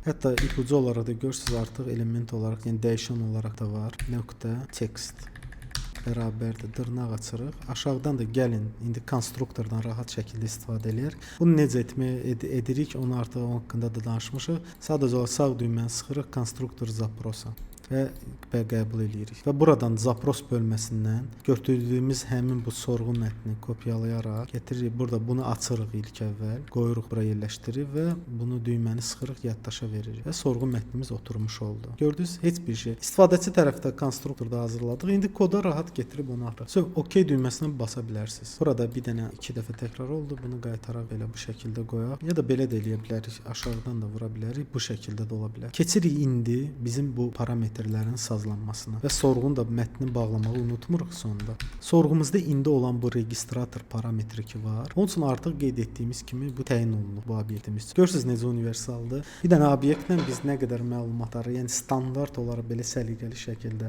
kodumuzun da belə sadə olması ilə məsələni həll edərək, yəni işimizi davam etdirə bilirik. İndi burada biz hesablaşma kateqoriyasından, hansı ki bizdə parametr var. Yəni birinci görürsüz yuxarıdakında nə idi? Hesablaşma kateqoriyası kateqoriyası ilkin idi. İndi bizə lazımdır ki, bu hesablaşma kateqoriyası ilkin deyil, yəni birincidən, ilkinlərdən asılı olanlar. Yəni qeyd etdiyimiz kimi bizim bu təcrübəyə əlavə olan bu ilkin hesablaşma növlərindən asılıdır. Yəni onların məbləğlərindən. Ona görə də bu kateqoriyası da digər kateqoriyaya aid olacaq. Gəlin bunu hətta kopyalayaq buradan. Baxın bunu kopyalayaq. Yəni adlar eyni olduğuna görə çox rahatdır bizim üçün. Sadəcə olaraq bizdə adı necə idi burada? Adına da bir dənə fikir verək. Gəlin adını dəqiq olsun deyə sorğu mətnimizdən götürək və bunun üzərinə vuraq ki, adları dəqiq olsun. Bu da artıq ilkin deyil. Gəlin dəyişək. Nöqtəni vururuq. Görürsüz, ilkin dərəcədən asılı. Baxın, çox copy paste eləyirik. Hələ ki heç kod da yazmırıq. O boyutdan həm maaşın, əmək haqqının bir növ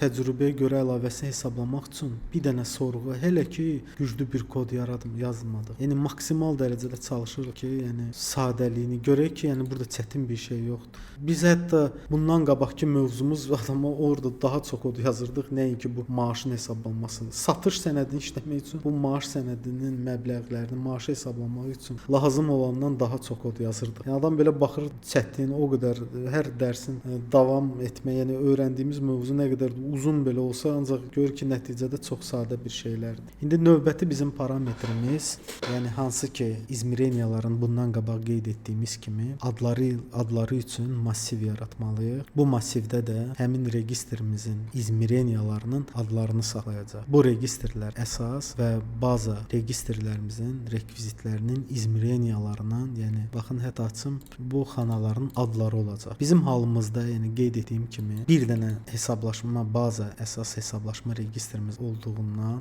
və həmçində izmireniyaların adları da təkrar eyni olduğundan biz bir massivdən də istifadə edə bilərik. Bunun üçün gəlin bir dənə dəyişən yaradaq, yəni massivimizi daha doğru. Onun üçün dəyişən. Adını da bu dəfə qoyarıq İzmireniya ki, yəni baxın bunun adı görsəz İzmireniyadır obyekt olaraq. İzmireniyalar yazaram axırına. Azərbaycanlaşdıraq bu sözü. Bərabərdir новый massiv. Massivimizi, yəni ki, bu obyektimizi massiv olaraq новый konstruktorundan istifadə edərək yaratdıq. İndi massivə əlavə eləməliyik. Üzr istəyirəm. İzmireniyalar bərabər burada nöqtə. Görürsüz, ipucu olaraq da çıxır. Dabavec. Birinci nədir? Əməkdaş yazırıq bura adına. Baxın, sadəcə adları yerləşdiririk. Gəlin kopyalayaq vəzifə. Gördünüz, copy paste-la 1 dəqiqə.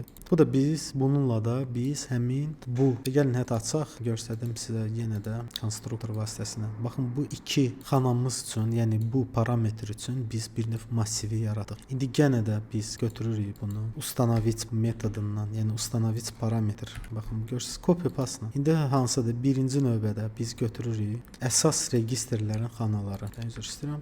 Onun da dəyəri nədir? Bizim bu massiv.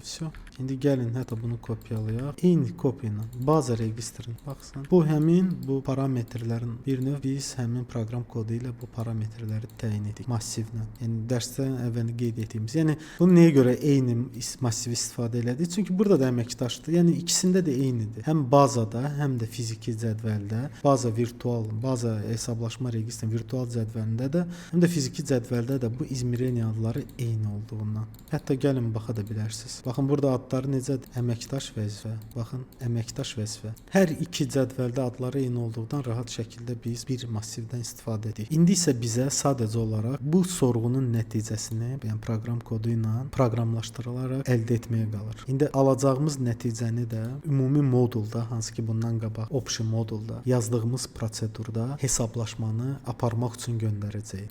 O ümumi modulda hardaydı? İndi göstərəcəm sizə. Option modulda расчёты. Görürsüz, bizim artıq ümumi modulda universal bir proqram kodumuz var. Məlumatı göndəririk bura. Artıq keçən dərsimizdə də bunları biz qeyd etmişik. Burada nəticəni hesablayıb bir növ hesablaşma registrimizə rahat şəkildə universal olaraq yazacağıq. Yəni görürsüz, tezdən sıfırdan kod yazmırıq. Moduldan başqa 2-3 dənə prosedurumuz var. Onların içinə lazım olan əlavələri eləyib müəyyən heç dəyişiklik də eləmirik. Sadəcə olaraq indi yeni ikinci dərəcəli hesablaşma registrimizin, yəni hesablaşma növümüzün bu hesablaşma növü üzrə hesablamanı aparmaq üçün faizə görə bizim formulamız var idi. Bu formulanı hesablayıb nəticəni əldə edəcəyik. Gəlin indi nəticəni də əldə etmək üçün bir dənə dəyişən yaradırıq. Sorğumuzun nəticəsini kodla icra olunsun deyə. Adını da qoyuruq sorğu nəticəsi.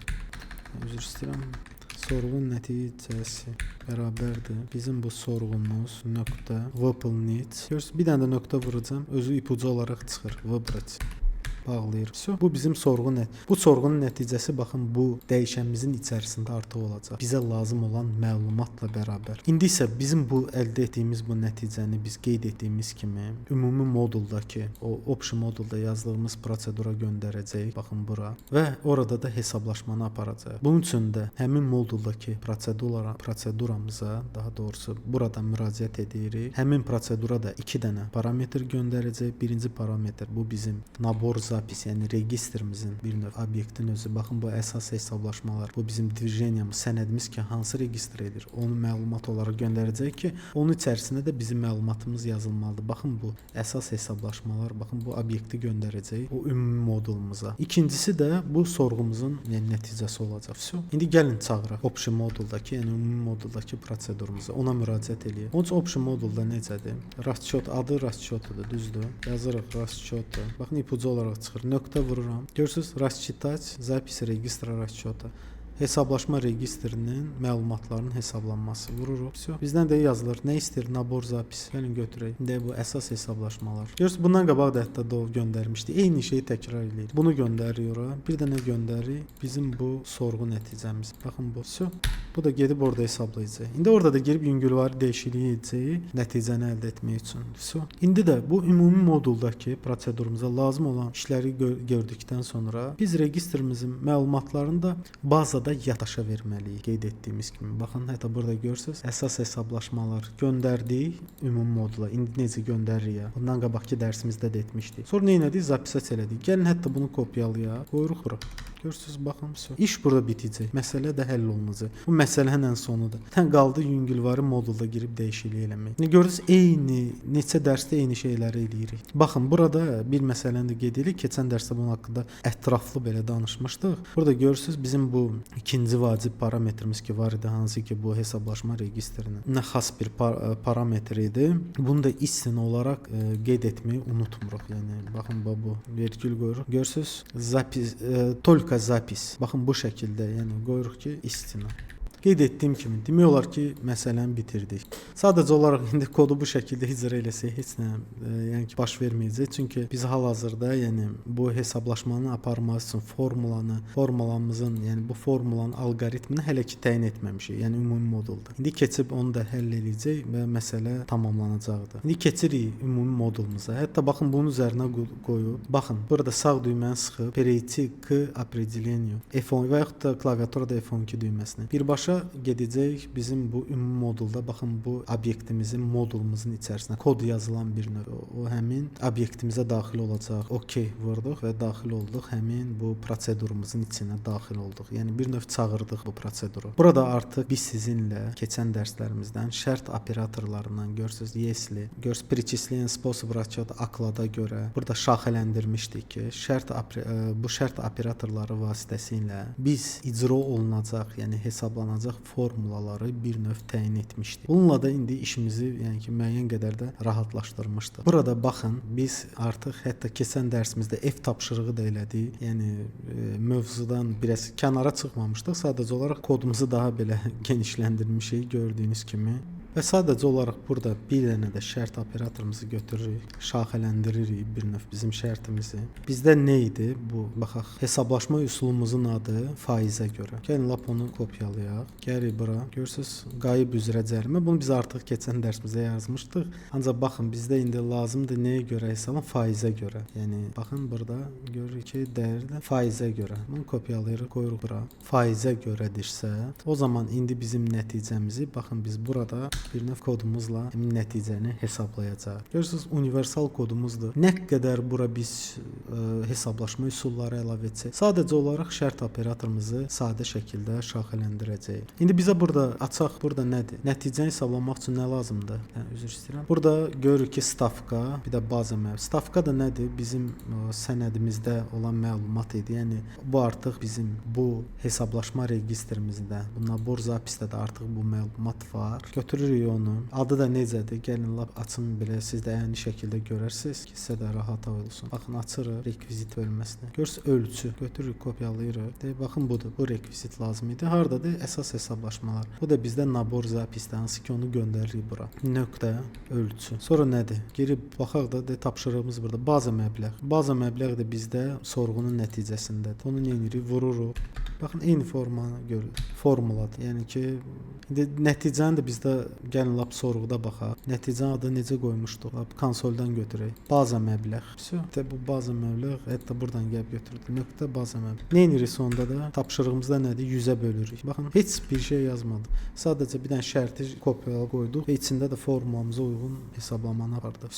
Demək olar ki, məsələ həll olundu. Yəni başqa heç bir şey qalmadı. Özünüz də gördünüz ki, necə də. Bir dənə mənim çox danışmağım qaldı. İndi biraz da praktiki, yəni araşdırdıq, elədiyi məsələni, virtual cədvəli, sorğu konsolundan məlumatı əldə etdik. İndi gəlin nəticəni yoxlayaq, görək nəticəmiz nə olur. Birinci növbədə bazamızı yeniləyək və keçək istifadəçi rejiminə və daxil oluruq sənədimizin içərisinə və görürük ki, artıq biz bunu əlavə etmişik. Əlifa təcrübəyə görə əlavə. Sadəcə olaraq bundan qabaq hesablanmamışdı. Gəlin indi sənədimizi keçirdik. Görək heç bir xəta baş verməsə, sənədi keçirdik. İndi keçək daxil olaq hesablaşma registrimizə və bunu yeniləyək. Görürük ki, nəsə məbləğ yazılmır. Nəsə xəta baş verdi. Yəni nəticə hal-hazırda hələ ki yox. Gəlin keçək konfiquratora, görək xətamız nədədir. Burada heç bir şey olmadı. Qayda kodumuza. Sorğumuz bu idi bizim. Bir saniyə, sorğumuz ikinci dərəcə. Baxın, burada səhv burada bizdə. Birinci dərəcədən asılı olan. Baxın, bu bizim İndi bir dəfə də yox, bir daha da yoxlayarıq. Ancaq bu birinci, çünki bizdə birinci dərəcədən asılı olandır. Yəni bundan ikinci dərəcəli o idi ki, bunun özündən də nəsə asılı olan bir hesablaşma növü olsaydı, o zaman olardı. Bu səbəbdən də o da xəta idi. Gəlin bağlayaq və yenidən nəticəni yoxlayaq. Bu xətamız burada idi. Üzrü sayın, əgər kimsə görmüşdüsə, inşallah ümid edirəm ki, düzgün yazıb. İndi istifadəçi rejimində yenidən açaq və sənədə daxil olaq və birinci yoxlayaq. Görək, hələ nəticə yoxdur. Keçək və provisti bir daha bura. Burada bir daha nəsə verdi. Hesablaşma üsulu. Dəqiqə. Burada poli obyekti не обнаружено. Hesablaşma üsulu. Bir dənə konfiquratora daxil olaq. Yenə nəsə sorğu ilə bağlı olacaq. Üzrü sayın bu xətalara görə. Baxaq. Bizdə daxil olaq sorğumuza. Sorğu mətnimizə görə nəyə fikir vermədik. Aha, baxın, görürsüz hesablaşma üsulu adı bizdə səhvən bunu silməmişik. Bu baxın indi düz olacaq. Bunun adı bu şəkildə olmamalıydı. Ona görə universaldır deyə fikir verin burada. Hesablaşma üsulu. Bizdə isə əvvəlində rus dilində yazısı qalmışdı. Yenə də üzr istəyirəm, daxil olaq, bazanı yenidən açaq. Bu xətalar da olur, yəni sizinlə bir yerdə öyrənirəm mən özümdə. Yəni özüm də canlı düzəldirəm bu videonu. Buna görə özümdə yoxlamamışam əvvəlcədən. Yenə baxaq, nəticə boşdur. Provisti edirik, bunları söndürüm. Üzrsəm də. Burada da bir dənə də xəta verdi. Ölçünü deyir, tapmadı. Bir dənə də baxaq. Bu dəfə Atlatkada ilişdi səhvlə. Yoxlayaq, burada nədir xətamız? Vay, burada da bir dənə xəta, bircə dəqiqə. Yəni özünüz də görürsünüz ki, sizinlə bir yerdə edirəm deyə. Burada ölçünü səhv götürdü. Birbaşa mən nabor zapisdən bura gələn məlumatdan götürdüm. Halbuki bu biz götürmür. Bunun çünki içərisində olan məlumatı yadınıza gəlirsə keçən dərsimizdə sətrin nömrəsinə uyğun olaraq təyin etmişdik. Bu olmalıydı burada. İnşallah ki, indi xəta verməz. Yəni qeyd edirəm sizinlə, yəni ki, videonu hazırlayarkən bir yerdə eləyirəm. Yəni sıfırdan hazırlayıram. Ona görə belə xətalar da baş verir. İndi yenə də yoxlayaq. Nəticə yoxdur. İndi vururuq. Keçdi sənəd. İndi görək nəticə var ya yox. Bəli. 91 manat 30 qəpik yuvarlaqlaşdırıb. Gördüyünüz kimi düppərəmdiz hesabladı. Əliyev Hacıbabaya görə 10% təcrübəyə görə əlavə. Baxın, baza aklad xarici ezama görə bu təcrübəyə görə əlavə nəticə olaraq hesablanmış oldu avtomatik olaraq. Və məbləğ 913 manatın lap götürüldü. Bizdə çox sadədir hər şey. Yəni burada başqa aklad xarici ezam məndə olsaydı, onun öz məbləği olsaydı məndə daha çox ola bilərdi. Bu səbəbdən 91 manat 30 qəpik. Gəlin hətta bunu əlavə olsun deyə bizdə Nuriyev Samir. Görürük ki, onun üçün 2 dənə məbləğ var. Aklad xarici ezam hesablanıb. Və biz də bilirik ki, bu təcrübəyə görə əlavə üçün 2 dənə baza var. Gəlin indi onun da adına, onun üçün də təcrübəyə görə əlavəni hesablayaq. Qaydaq sənədimizə. Biz indi bir saniyə buradan hər şey bağlayım. Buradan keçirik, əlavə eləyirik. Nuriyev Samir. Bizdə onun vəzifəsi nə idi? Mühəndis. mühəndis. O ezamiyyətdə də olub. Bir də indi əlavə olaraq təcrübəyə görə əlavə. Tarix 01.01 31.01 və bunu da baz olaraq bütün periodu seçirik. Copy paste-la. Onun üçün də 10%. Yəni iş təcrübəsinə görə. Tutaq ki, ona 10% yox, 10% qoyaq. Çünki maraqlı olsun. Ki orada 2 dənə əlavə var. Əliyev Hacıbaba ancaq Aklada ezamiyyət olmayıb. Yəni Aklad idi, bir dənə idi.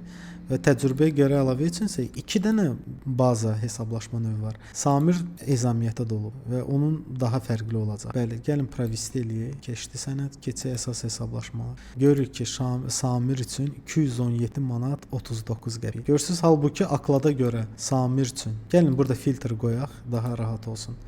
Görürük ki, Samir üçün 1652 manat olmalı idi, Aklad idi. Ancaq əgər ancaq Aklada görə götürsəydi, burada 160 neçə manatdır. Yox, ancaq Samirin ezamiyyətdə dolub, ona görə də onun maaşı hesablanmışdı. O da nə qədər idi? 1600, misal üçün 52. Gəlin kalkulyatorla hesablayaq. Biz yorğunam, belə şifa hesablaya bilmədim. 1652, 17, üstünə gəlir 521, 74. Vəsə, qəpiyinə kimi düz. 217. Bunda 10% nə qədər eləyir? Baxın bu. 217 manat 39 qəpik. 2 hesablaşma gördüyünüz kimi Samirdə lap aydın götürdü. Bazı hesablaşma məbləğinin əsasında gördüyünüz kimi bu təcrübəyə görə əlavə, yəni ki, bu necə idi? Bu ümumən onun aldığı maaşın 10% qədər təcrübəyə görə əlavə ona maaş hesablanmışdı. Görürsünüz, bizim sadə 10%-dir. Bu da heç bir perioddan asılı olmur, ancaq bu iki bazı hesablaşma növündən asılı olaraq onların məbləği əsasında da hesablanmış oldu. Bizim baxın bu formulamız əsasında proqram kodunda yazdığımız baxın sadə bir kodla. Gördüyünüz kimi biz artıq yəni əməkdaşlar üçün təcrübəyə görə əlavə üzrə də demək olar ki, bu qarşımıza qoyulan tapşırığın həll etmiş olduq bir sözlə. İndi yəni ki, onsuz da hələ dərslərimiz bitməyib bu mövzu ilə bağlı. İnşallah ki, dərsimizi yəni burada tamamlayarıq. Yəni nəticə olaraq da qarşımıza qoyduğumuz məsələni də həll etmiş olduq. Lakin bitirmək dərsimizi, yəni bu dərsi tam tamamlayaq. Yəni bir balaca mövzu qaldı burada. Yəni onu da unutmamışkən onu da qeyd eləyim. Onunla da inşallah bitirərik. Yəni nəticə olaraq bizə qarşımıza qoyulan məsələni həll etdik. Yəni nəticə olaraq da gördüyünüz kimi təcrübəyə görə də əlavəni hesabladıq. Həm Samir üçün, həm də Hacıbaba üçün. Gəlin indi bu dərsimizi bu sonuncu məsələni də qeyd etməklə sonlandırarıq. Burada hesablaşma növlərinin, yəni bizdə başqa bir onun sazlanmasının, daha doğrusu başqa bir imkanından da danışaq. Yəni burada siz özünüz də gördünüz ki, biz bu baza periodlar hansı ki mütləq şəkildə əgər biz bu təcrübəyə görə əlavədən əsas nə idi? Heç fəaliyyət dövrü yox, yəni bu period действия yox. Ən çox buna lazım olan bu baza periodu idi ki, yəni ona necə bu baza hesablaşma, digər hesablaşma növlərinin baza məbləğləri əsasında ki hesablanmalı idi. Ona biz baza perioda əllə yazmışdıq. Yadınıza gəlsə 01. Baxın bunları biz bu tarixləri əllə bu şəkildə qeyd edib göstərmişdik. Yəni burada bu baza periodların qeyd olunması bu hesablaşma növü üçün vacib idi. Niyə görə? Gəlin biz bu əsas hesablaşma təcrübəyə görə ki o vaxt onu yaratmışdıq. Görürsünüz ki onun üçün baza hesablaşma növləri təyin olunmuşdu. Və bu baza hesablaşma növlərində tarixdən asılı idilər. Müəyyən perioda görə, yəni ki hesablanırdılar. Və biz də bu səbəbdən də bu hesablaşma növü üçün bunları üçün niyə təyin etməmişdik? Çünki bunlar asılı deyildilər. Bu akladdır, xarici ezamdır, tarif üzrə idi. Bunları keçən ev tapşırığında da etmişdik. Bunlar bir növ ilkin hesablaşmalar idi. Ancaq bu birisi hesablaşma növü üçünsə birincidən, yəni ilkinlərdən asılı idilər. Və bu səbəbdən də bunlar üçün bu hesablaşma növləri bu hesablaşma növü üçün baza ola bilərdi. Və bu səbəbdən də biz baza tarixlərini də qeyd etməliyik ki, ola bilərdi biz bura az tarix yazsaydıq. Yəni ki, bu bütün ayı yox, aklad üzrə yarısını götürərdi və bizim bu məbləğimiz də az ola bilərdi. Və bu səbəbdən də bunun doldurulması vacib idi bu hesablaşma növü üçün. Digərlərinə yox. Çünki bu digərlərini baza heç bir asıllığı yoxdur, heç bir baza hesablaşma növü yoxdur bunlar üçün. Aklad üçün, aklad xarici ezam üçün. Onlar ilkindilər. Onlar özləri başqa hesablaşma növlərinə baza ola bilərdilər. Necə ki, indi bizim halımızda təcrübəyə görə əlavə hesablaşma növünə baza olmuşdular. Və həmçinin də baxmayaraq ki, bu fəaliyyət dövrü başlanğıc və fəaliyyət dövrü son, yəni period действиялар bu hesablaşma növü üçün heç bir rol oynamasa da, bizim hesablaşma registrimizin sazlanmasından asılı olduğuna görə, period действия təyin olduğuna görə bunu mütləq şəkildə də doldurmalıydıq. Və təsəvvür edin ki, biz bunu doldurduq, bunu gəldik bu bazanı da doldurduq, bunları da doldurmalı olduq və gördünüz ki, bu müəyyən qədər də vaxt itkisi idi. Həm də ki, yəni bunun təkrarən də, yəni eyni tarixləri təkrar qeyd etmiş olduq. Lakin burada biz bir məsələni qeyd edə bilərik. Biz bunu başqa cür eləyə bilərdik. Bu da nədir? Baxın, gəlin keçək bizim bu. Çox maraqlıdır. Yəni bu da bizim işimizi də çox asanlaşdıracaq. Hətta baxın, biz burada yadınıza gəlirsə, biz bu hesablaşma növlərini yaradarkən belə bir bazalı period, как period действия. Biz bu quşu qoymamışdıq və hətta bunları dolduran zaman demişdim ki, sizə bu bir növ sirr qalmışdı bizim üçün. Biz demişdik ki, buna gələcəkdə danışacağıq. Baxın, indi onun vaxtı gəlib çatdı. Bu bizim üçün sirri bir düymə idi, işarə idi, qalmışdı və mən bu haqqda heç nə qeyd etməmişdim. Sadəcə demişdim ki, gələcəkdə bu haqqında danışacağıq. Baxın, gəlin indi biz bu sazlamanı seçək. Baxın, bu sazlamanı biz seçiriksə, yəni seçək ilk əvvəl, zapisat elədik. Gördünüz, hətta sazlama işarələndi. Və indi qayıdaq sənədimizə. Və burada müəyyən bir dəyişiklik edəcəyik. Burada baxın, indi götürürük buradan bu tarixi, baza hesablaşmanın buradan da silirik və buradan da silirik. Hər iki tarixi silik. Və indi bizə elə gələ bilər ki, bu heç bir şeyi hesablanmayacaq. Çünki baza period təyin etməmişik onun üçün. İndi gəlin hətta sənədimizi keçirdək və keçək nəticəni yoxlayaq əsas hesablaşmalara. Görürük ki, bütün məbləğlər, hər şey öz yerində. Baxmayaraq ki, biz bu iki xananı doldurmadıq. Hətta bu iki hesablaşma, yəni təcrübəyə görə əlavə hesablaşma növü üçün. İndi siz özünüz də şahid oldunuz ki, baxın, bu sazlamanın effekti, təsiri, yəni faydası necə bizə oldu. Baxın, bu sazlama bizə baza hesablaşma dövrünü period действия, yəni dövr aralığına görə hesablanmasını təmin edir. Yəni ki, biz əgər o sazlamanı qoysaq, bu zaman bizim sənədimizdə görsün period действия var. Bu baza hesablaşmalar avtomatik olaraq, baxın, bu period действия bir növ bunlar üçün də oldu. Biz bunu doldurmamağımıza baxmayaraq bu sazlamanı seçdiyimizə görə, yəni işimiz görürüz necə rahatlaşır. Bu vaxtda artıq doldurmağa ehtiyacımız olmur. Çünki bizim bu təcrübəyə görə əlavə özü, əgər onun period действиясы bu aklad və yaxud da ümumiyyətlə hesablaşma ayına tam uyğun gəlirsə, bu zaman biz bu quşu qoyuruq, yəni işarəni seçirik və gördüyünüz kimi həmin bu period действиянın tarixi bir növ bura dolmuş kimi olur. Yəni ki, bu şəkildə qəbul olunur. Bu fəaliyyət dövrünün başlanğıcı və fəaliyyət dövrünün sonu bu baza periodunda eyni bu aralıq təyin olunmuş olur. Bu sazlamanı seçməklə və işimizi gördüyünüz kimi nə qədər də asanlaşdırır. Əlbəttə ki, bir şey nəzərdə saxlayın. Əgər bizim bu təcrübəyə görə əlavədə ümumən hesablaşma ayının bütün, yəni ki, intervalı, bu baza hesablaşmaların intervalı ona bərabər olursa, yəni ki, bunun hesablaşma qaydası o idi ki, o akladla və aklad xarici ezam üzrə götürürdü. Yəni bunlara nə təyin olunan period действия varsa, buna uyğun gəlirsə biz bu zaman. Ancaq yox, gələcəkdə elə bir hal ola bilər ki, biz mütləq şəkildə bunu əllə doldurmalı ola bilərik. Yəni bu asılı ola bilər, lakin asılı olmağı ilə yanaşı şərt ola bilər ki, bizim bu misal üçün təcrübədə bu doldurmaya bilərlərdi. Yəni bu sazlamanı rahat qoya bilərdik. Ancaq bizdə indi elə hesablaşma növü ola bilər ki, həmin hesablaşma növünün öz davamiyyətinin vaxtı, yəni ki, vaxtı olsun və bunun üçün məbləğ də baza hesablaşma məbləğlərindən bunun öz davamiyyəti dövrünə uyğun olmalıdır. Bu zaman biz onda baza periodu göstərməli olacaq. Tutaq ki, 10 günə hesablanmalıdır. Mən bunu az yazsam və faktiki olaraq da mənim bu baza hesablaşma məbləğim də akladdan tam 1-dən 31-nə kimi yox. Tutaq ki, mən burada 1-dən 10-una kimi qoysaydım, 1-dən 10-una kimi olan tarix götürülə bilərdi. Bu səbəbdən də, yəni elə halda biz bunu göstərmirik. Yəni bu tarixləri doldurmalıyıq və ya da təyin etməliyik. Ancaq indi bizim halımızda elədir ki, bu təcrübəyə görə ümumən əməkdaşın maaşı nə qədərdirsə, bu səbəbdən biz qoyarıq bilərik ki, bu, yəni ki, bir daha qeyd edeyim. Bu bazavi period, как период действия. Yəni bizim baza periodumuz eyni period действия kimi olsun. Və artıq indi biz həmçinin də bu dərsimizdə də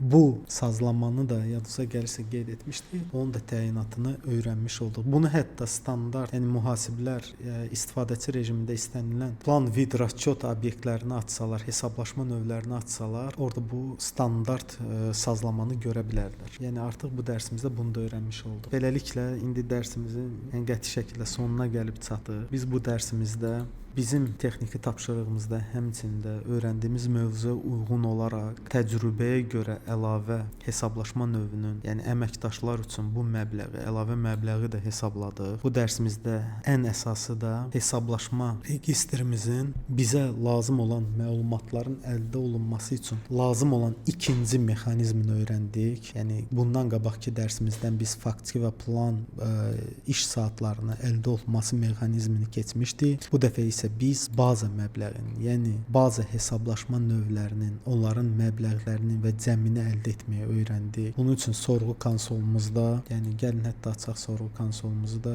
deyəsən bağladıq yağları. Mən onu yaddaşa vermişdim də, yəqin ki, inşallah vermiş olaram, itməsin. Aha, var. Bu yeni sorğu mətnimizi hazırladıq və bizim hesablaşma registrimizin digər bir virtual cədvəli, baza hesablaşmalar virtual cədvəlindən məlumatı əldə etməyi öyrəndik, sorğusunu. Onun xüsusilə bu əsas iki parametrini nə üçün lazım olduğunu aydınlaşdırdıq. Yəni bizə bu hesablaşma registrlərinin fərqli izmireniyaların, daha doğru fərqli adları olsaydı, onları bir növ biz massiv və yaxud da spesifik значение vasitəsilə onun üçün təyin edə bilərdik və etikdə sadəcə olaraq bizim halımızda elə idi ki, hər iki hesablaşma yəni bizim əsas hesablaşmalarda həm bazada, həm də asılı olan hesablaşma növü bizim bu plan, vid, расчет obyektimizdə ikisinin, yəni ki, özü-özünə bir növ baza idi. Yəni burada bizim elə bir hesablaşma növümüz var idi ki, həmin bu plan, vid, расчет obyektində yerləşən əsas, yəni ki, hesablaşmalarda, yəni gəlin hətta açaq bunu. Görürsüz, burada bizim əsas hesablaşmalar. Baxın, bu obyekt ümumən budur. Və bunun içərisində biz